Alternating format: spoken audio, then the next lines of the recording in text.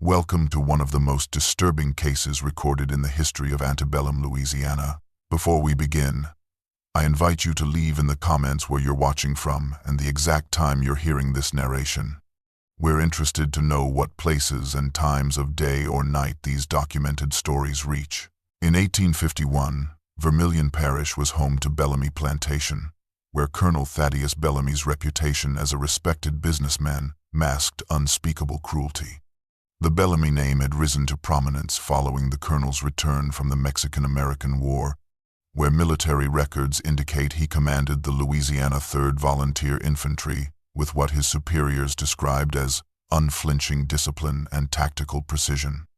Upon his return to Vermilion Parish in 2017's 1848, Bellamy expanded his family's modest holdings into one of the region's most profitable sugar operations, acquiring adjacent properties and increasing his workforce to over 100 enslaved individuals, according to parish tax records discovered during courthouse renovations in 1997.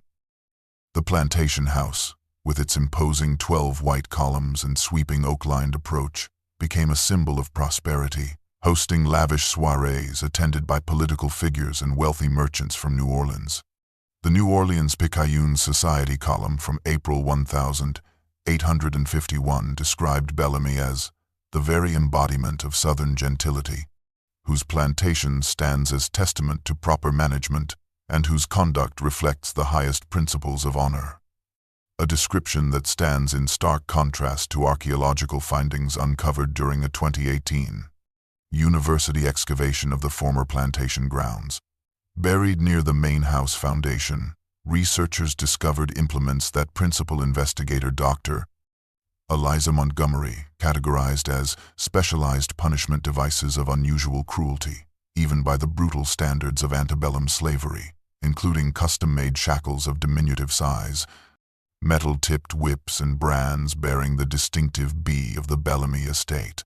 Physical evidence pointing toward the dark reality beneath Colonel Bellamy's carefully cultivated reputation. Auction records from the New Orleans slave market, preserved in the city's historical archives and discovered during a digitization project in 2008, document the sale of a 14-year-old girl identified only as Adeline to Colonel Thaddeus Bellamy on the 17th of September, 1847.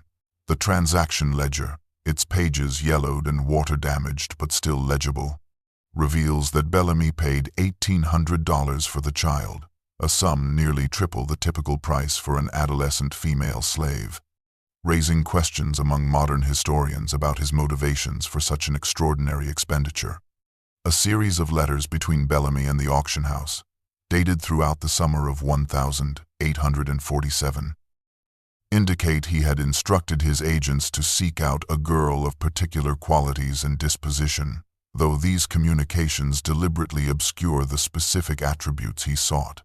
The personal diary of Bellamy's business partner, James Whitaker, discovered in the attic of his descendants' Charleston home in 1993, contains several entries expressing unease about the colonel's behavior following Adeline's arrival at the plantation. "I find T's peculiar interest in the new girl unsettling," Whitaker wrote on the 23rd of October, 1847. "His manner changes entirely when discussing her, and he has denied my wife's reasonable request to employ her as a companion to our daughter, insisting she remain under his direct supervision at all times." Interviews conducted in 1937 with Esther Johnson, whose grandmother Martha served as the plantation's cook during this period, reveal that the domestic staff immediately noticed Adeline's unusual position within the household hierarchy. According to this oral history, preserved in the Federal Writers Project archives, Adeline was housed not in the typical slave quarters but in a small room adjacent to the kitchen, allowing Bellamy immediate access to her services at any hour. Martha's recollections, as related by her granddaughter, described the girl as uncommonly beautiful but frightened as a wounded deer, noting that she arrived with unusual literacy skills and carried herself with a dignity that immediately set her apart from other enslaved people on the property.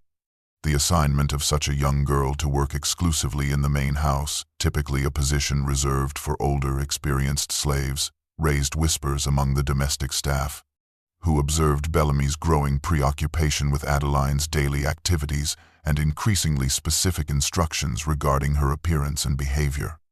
The 2020 archaeological survey of the Bellamy plantation ruins, conducted by Louisiana State University's Historical Preservation Department, revealed a disturbing discovery absent from all architectural plans and family records: a concealed chamber measuring 12 by 14 feet beneath the mansion's east wing, accessible only through a disguised trapdoor in Colonel Bellamy's private study. Ground-penetrating radar initially detected the anomalous space, but only after removing several layers of flooring did researchers uncover the narrow staircase descending into what lead archaeologist Dr. Terrence Williams described in his field notes as a purposefully designed chamber of horrors. Forensic analysis of the space revealed iron rings embedded in the walls at various heights, with DNA testing confirming the presence of human blood from multiple individuals on these restraints, concentrated most heavily on those positioned at heights consistent with a small adolescent or woman. The walls, preserved from decay by the room's unusual dryness, retained scratch marks that metallurgical analysis confirmed came from both fingernails and metal implements, while luminol testing revealed extensive blood spatter patterns consistent with systematic, repeated physical trauma. This scientific evidence finds its historical counterpart in the sworn testimony of Harriet Miller, a former house servant who provided an affidavit to Union Army investigators in 1864 as part of their documentation of Confederate atrocities.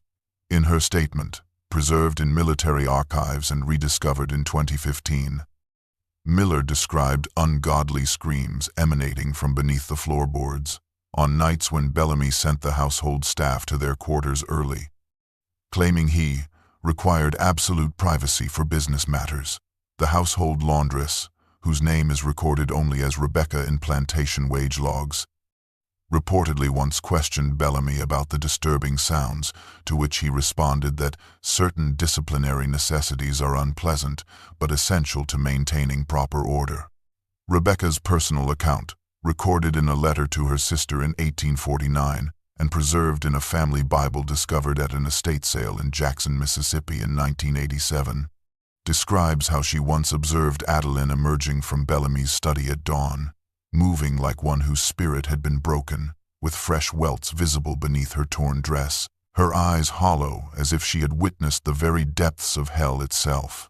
In 2019, archivists at Tulane University Medical Library discovered the leather-bound medical journal of Dr. 29 James Harwood, while cataloging a collection of 19th-century physician records, revealing a disturbing pattern of visits to Bellamy Plantation between May 1848 and February 1851.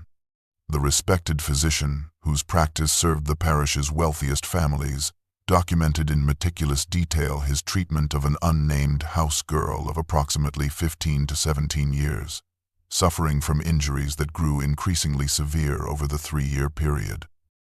His initial entries described treating contusions to the back and shoulders consistent with excessive application of discipline, noting Bellamy's explanation that the girl had displayed insolence requiring correction. By December 1848, Harwood's clinical observations document second-degree burns on the girl's palms and forearms, which Bellamy attributed to carelessness with kitchen fire, though the physician noted skeptically that the symmetrical nature of the injuries suggests deliberate application rather than accidental exposure. The journal entries grow increasingly detailed and distressed as the visits continue, with Harwood documenting 3 separate incidents of broken fingers, exhibiting spiral fractures consistent with twisting force, cigarette burns in patterns suggesting methodical application rather than accident, and by late 1850, extensive scarring from previous injuries now mapping much of the subject's back, thighs, and chest in what appears to be a systematic pattern of progressive torture. The physician's professional veneer begins to crack in later entries, with marginalia questioning Bellamy's increasingly implausible explanations of falls down stairs, incidents with livestock, and self-inflicted wounds due to the girl's unstable. Harwood's final entry, dated the 11th of February 1851, reveals both moral anguish and resignation. Called again to Bellamy Plantation to attend to the same unfortunate soul, now bearing fresh lacerations overlaying barely healed wounds, I have exhausted all professional pretexts for intervention. My suggestions regarding the girl's removal to hospital care were met with thinly veiled threats regarding my practice and family. Colonel Bellamy's influence with the parish authorities renders any report futile. God forgive me for my complicity through silence, as I doubt I shall ever forgive myself. Oral histories collected during the Federal Writers' Project of 1936 to 1938 from descendants of Bellamy Plantation's enslaved community provide a haunting glimpse into the collective resistance mounted to protect Adeline, with interview transcripts revealing a complex underground network of support organized despite the ever-present threat of brutal punishment. Sarah Williams, granddaughter of field worker Jeremiah, recounted how her grandfather described a system of silent signals used to warn when the master's mood had darkened, allowing house servants to create diversionary incidents, dropped dishes, misplaced correspondence, or feigned illness that might redirect Bellamy's volatile attention away from Adeline. The plantation's women developed what one interview subject called secret healings, combining traditional African remedies with local botanical knowledge to create salves from pokeweed, comfrey, and stolen lard that they would leave in hidden locations for Adeline to find after particularly severe encounters with Bellamy. Transcripts from 7 separate interviews reference an elderly enslaved man known only as Solomon, who had been brought to the plantation in the 1832 and worked primarily in the slaughterhouse, a position that afforded him rare moments of relative isolation from direct supervision.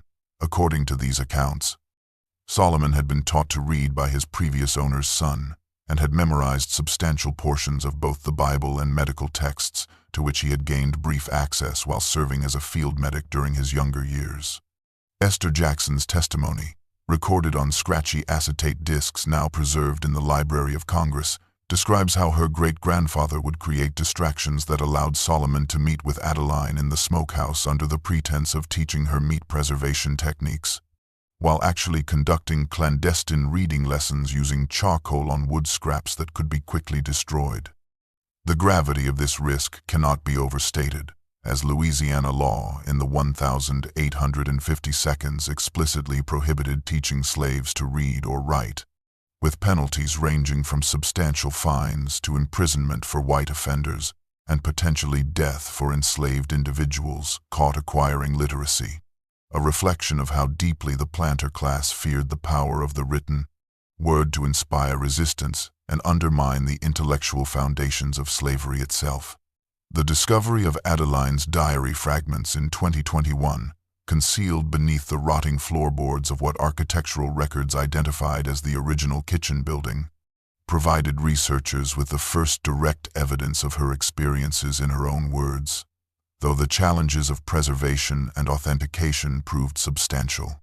Forensic document specialist Dr. Miranda Chen of the Smithsonian Institution, tasked with analyzing the fragile scraps of repurposed paper, including torn edges from shipping manifests, discarded correspondence, and the margins of plantation ledgers, confirmed the authenticity of the handwriting across 27 recovered fragments through comparative analysis, with the single known sample of Adeline's script found on a Bible flyleaf preserved in the Louisiana State Museum. The diary's earliest legible entry, dated the 12th of November, 1848, demonstrates a level of clinical precision shocking for a young woman with limited formal education. Rope burns.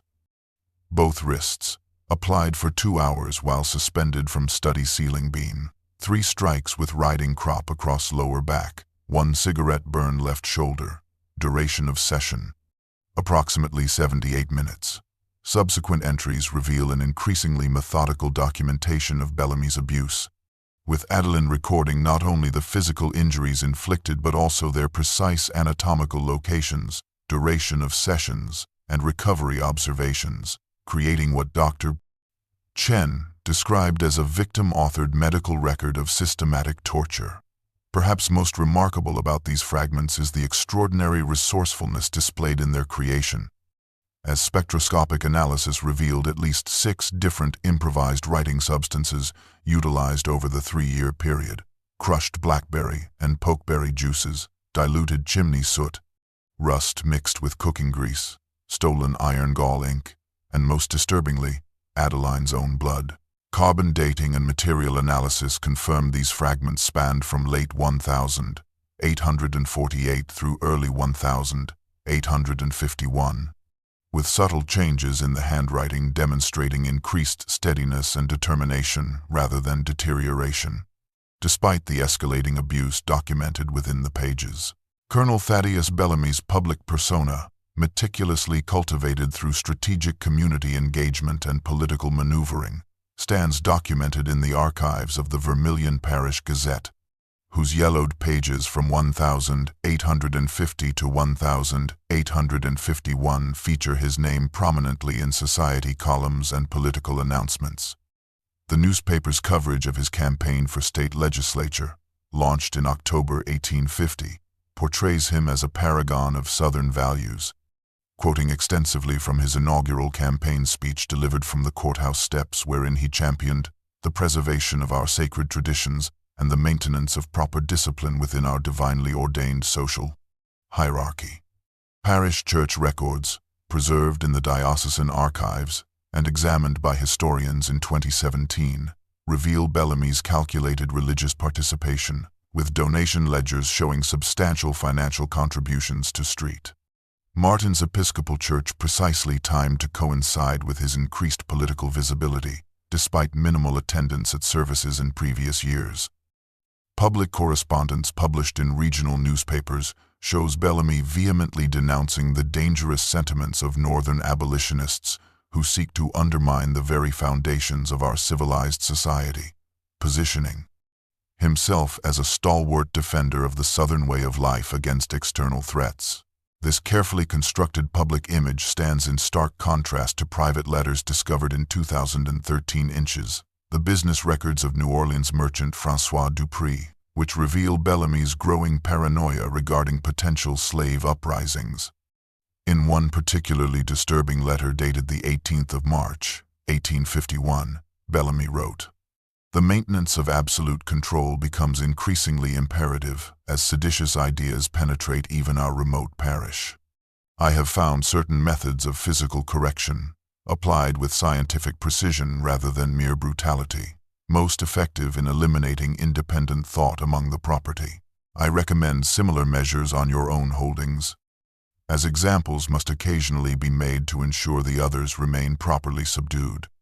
Additional correspondence with fellow planters contains detailed discussions of surveillance systems, punishment techniques, and the strategic separation of family units as control mechanisms, revealing that beneath Bellamy's public advocacy for traditional discipline lay a calculated methodology of terror designed to crush not merely small disobedience but any spark of human dignity among those he enslaved, a system he was actively encouraging others to adopt throughout the region's plantations.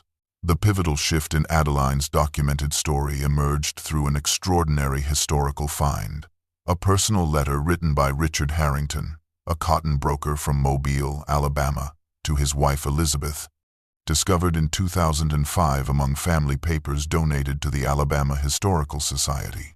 The letter, dated the 17th of April 1851, recounts Harrington's business visit to Bellamy Plantation, where he had traveled to negotiate a potential partnership in a sugar refining venture. "I write with troubled mind of events witnessed today that have rendered me incapable of continuing business with Colonel Bellamy, despite the considerable profit that might have been realized," Harrington confided to his wife. The letter describes how during afternoon refreshments served on the veranda, a young enslaved girl whom Bellamy addressed as Adeline accidentally spilled a porcelain cup of tea onto a contract draft, incurring her master's immediate wrath. According to Harrington's account, Bellamy apologized for the momentary disruption, escorted his guest to the library with promises to return shortly, and departed with Adeline in tow. Through the partially open door connecting to his private study, Harrington wrote. I observed with horror as Bellamy heated his silver letter opener in the flame of an oil lamp until the metal glowed red, then deliberately pressed it against the girl's forearm while covering her mouth to muffle her screams. Harrington's letter notes his shock at witnessing such calculated cruelty disguised as necessary discipline, but more disturbing was his observation of the victim's reaction afterward. When Bellamy returned her to collect the soiled documents, I observed her face closely, expecting to find the vacant terror common to those subjected to such treatment. Instead, something entirely unnatural gleamed in the girl's eyes as she methodically gathered the papers.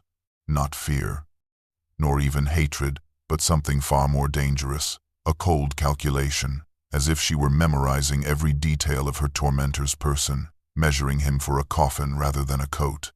Harrington concluded his letter with a chilling premonition, writing that he had seen condemned men look upon their executioners with similar expressions, and expressing discomfort about what might eventually transpire in that household. The connection between Solomon's specialized knowledge and Adeline's subsequent actions emerged through archaeological findings at the plantation's slaughterhouse site, where excavations in 2022 uncovered hidden caches beneath the original brick floor containing crude anatomical drawings etched onto tanned leather scraps, alongside a collection of modified butchering tools designed for precision, rather than bulk processing. Slave transaction records from 1830, preserved in the Charleston Historical Society archives, revealed that Solomon had been purchased from the estate of Dr. William Thornton, a physician known for his interest in comparative anatomy, who had employed Solomon as a laboratory assistant responsible for preparing anatomical specimens for medical study, a rare educational opportunity that provided him with sophisticated knowledge of human physiology, despite his enslavement.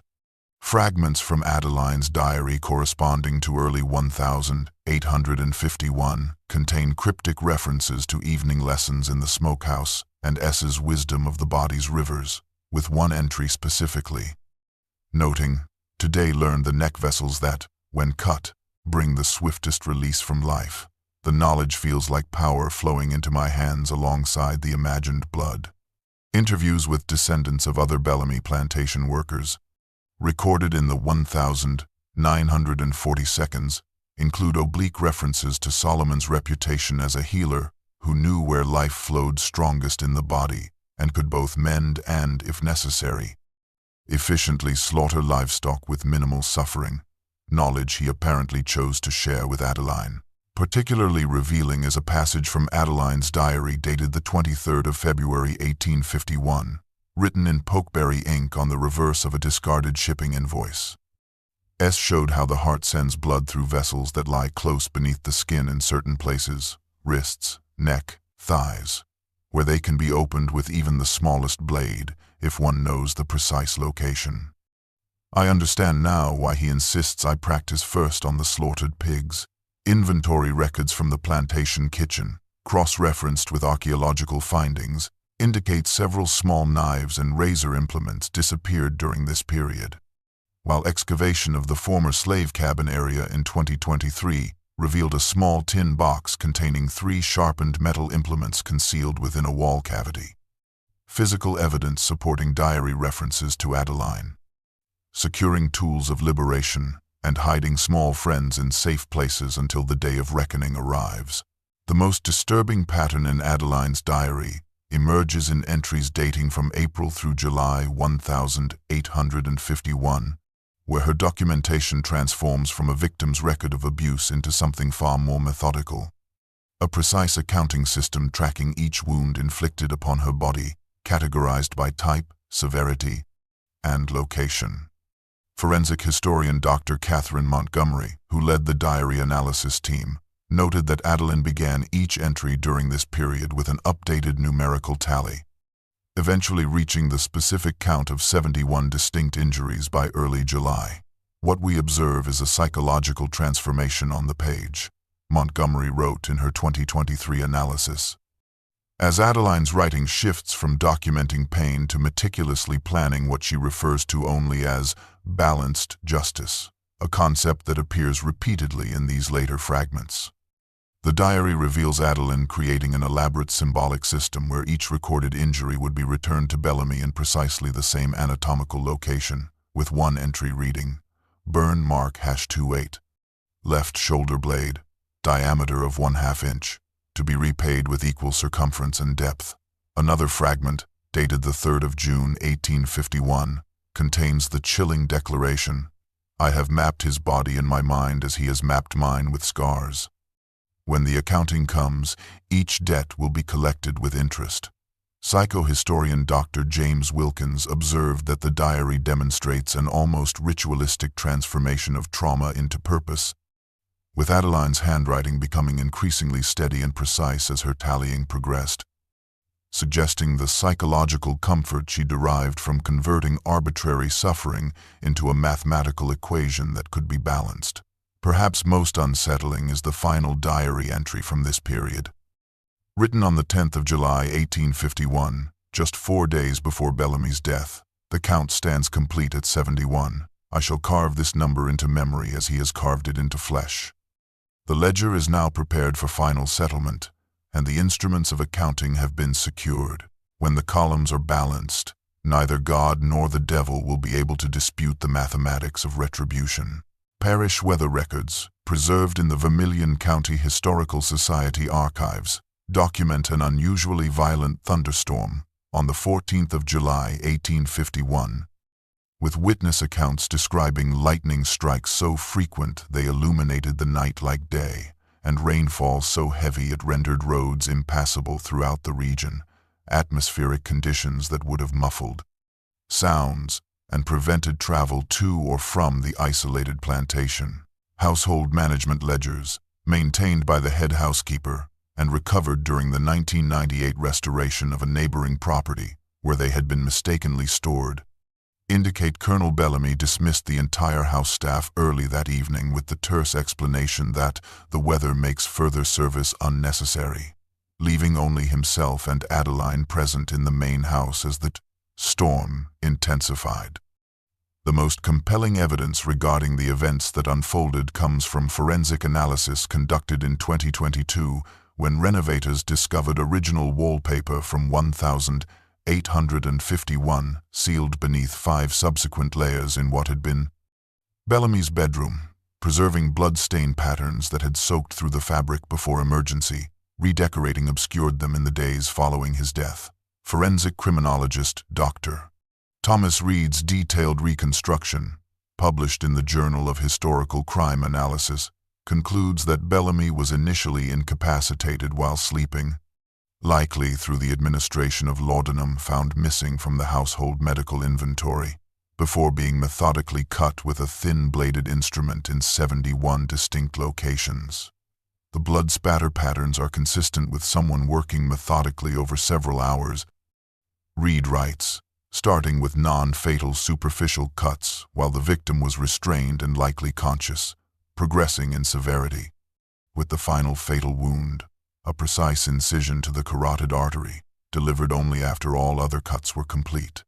Most disturbing was Reed's collaboration with medical historians who compared the mapped cutting patterns with Adeline's documented injuries, revealing an almost perfect correlation between the locations of Bellamy's wounds and the catalogue of abuse recorded in Adeline's diary. The discovery of Colonel Bellamy's body, according to the sworn testimony of Overseer William Harrison, recorded in parish court documents dated the 15th of July, 1851, occurred shortly after dawn when Harrison entered the main house to discuss urgent plantation matters following the previous night's destructive storm. Harrison's deposition describes finding Bellamy nearly unrecognizable, his once commanding form reduced to a grotesque tableau of methodical violence, with precisely inflicted wounds covering his body in patterns too deliberate to represent a frenzied attack. Parish sheriff records detail the immediate formation of search parties when bloody footprints, small enough to belong to a young woman or adolescent girl, were discovered leading from the master bedroom through the kitchen and continuing toward the cypress swamps that bordered the eastern edge of the plantation. Territory so treacherous that tracking dogs refused to enter its murky depths. The Vermilion Parish Gazette, in an article dated the 18th of July, 1851, described the manhunt as the largest assemblage of armed men in parish history, offering a substantial reward for Adeline's capture, dead or alive, with detailed descriptions of her physical appearance, including distinctive scarring patterns on her back, arms, and legs that unwittingly confirmed the very abuse that likely motivated her actions. While parish records indicate the search continued for weeks, historian Dr. Eliza Montgomery discovered compelling evidence of Adeline's successful escape in the coded logbooks of Underground Railroad stations recovered from a hidden compartment in a Mississippi church during renovations in 2015. The station keeper's cryptic entry dated the 23rd of July, 1851, just 9 days after Bellamy's death, notes the arrival and emergency assistance provided to a deeply scarred child with eyes like burning coal, traveling alone from the Louisiana territories, bearing wounds both old and fresh that speak to unspeakable histories. Subsequent entries from stations progressively northward track her movement through the network, with one Ohio conductor writing that the girl carries herself with the composure of one who has balanced accounts and seeks not safety but a future, while a final notation from a Pennsylvania station in August 1851, records providing her with new identity papers, clothing suitable for a northern climate, and passage toward Canada, where all traces of Adeline's documented existence finally disappear from the historical record. The historical record surrounding Colonel Bellamy's death underwent a calculated revision beginning approximately 3 weeks after the murder, when the influential Bellamy family deployed their considerable political connections and financial resources to reshape the public narrative.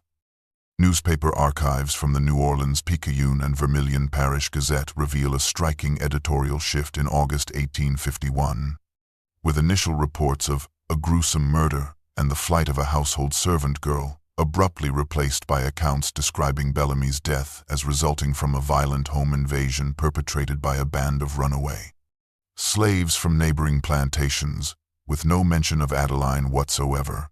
Court documents discovered during a 2018 digitization project of Louisiana's antebellum judicial records reveal that the Bellamy family successfully petitioned Parish Judge Wilford Montgomery, a documented business associate and frequent dinner guest at the plantation, to have all investigative details of the case sealed under the extraordinary justification of protecting a distinguished family name from unnecessary association with the savage nature of their property.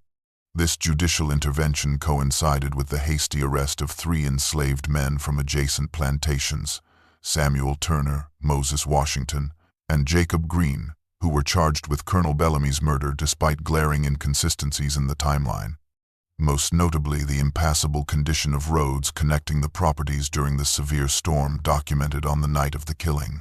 Parish execution records indicate the 3 men were hanged on September 3, 1851, following a trial lasting less than 3 hours, with the court-appointed defense offering no witnesses and raising no objections to clearly contradictory testimony.